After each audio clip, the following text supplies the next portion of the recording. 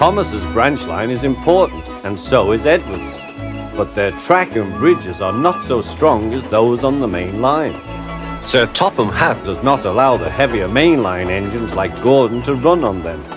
But one day, the way Gordon was talking, you would have thought Sir Topham Hatt had given this order for quite another reason. "It's not fair," grumbled Gordon. "What isn't fair?" asked Edward. "Letting branch line diesels pull main line trains." "Never mind, Gordon. I'm sure Boko will let you pull his freight cars sometime." Gordon spluttered. "I won't pull Boko's dirty cars. I won't run on branch lines." "Why not? Would be a nice change." "Sir Topham Hatt would never approve," huffed Gordon. "Branch lines are vulgar." Gordon puffed away. Edward chuckled and followed him to the station. Every evening, the two engines pull two fast trains from the station. Gordon always leaves first with an express for the main line. Edward follows 5 minutes later with his train for the branch line.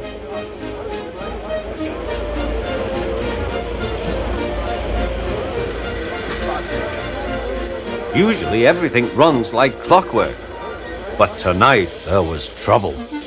A lady in a green floppy hat was saying goodbye to a friend. It was nearly time for Gordon to start. The fireman looked back towards the conductor's van and saw something green waving. "Right away, mate." He thought the conductor had waved his flag. Gordon started, leaving luggage, his passengers and the conductor all standing on the platform. Everyone was very surprised and cross.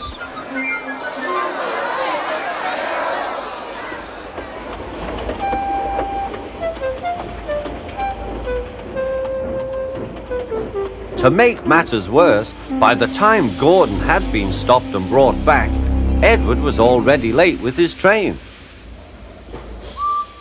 So now he set off first. But the signalman at the junction wasn't told about the change. By mistake, he sent Edward along the main line.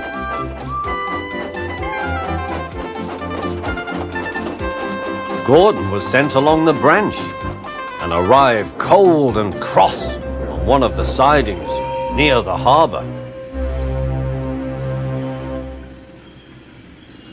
Next morning, Bill and Ben peeped into the yard. There were no cars for them, but they didn't mind that. Teasing Gordon would be much better fun. "What's that?" asked Bill. "Shh," whispered Ben. "It's Gordon." "It looks like Gordon, but it can't be.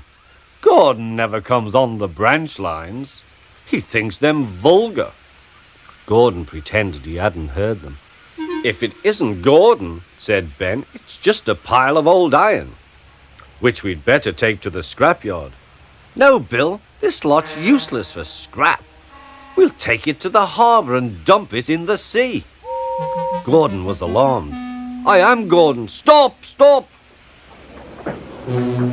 When Boko suddenly arrived, Gordon thought him the most beautiful sight he had ever seen. "Boko, my dear engine, save me!" Boko quickly sized up the situation and threatened to take away the cars he had brought for Bill and Ben. This made the twins behave at once. Gordon thought he was wonderful. "Those little demons, how do you do it?" "Oh, well," said Boko, "it's just a knack." Gordon still believes that Boko saved his life, but we know the twins were only teasing, don't we?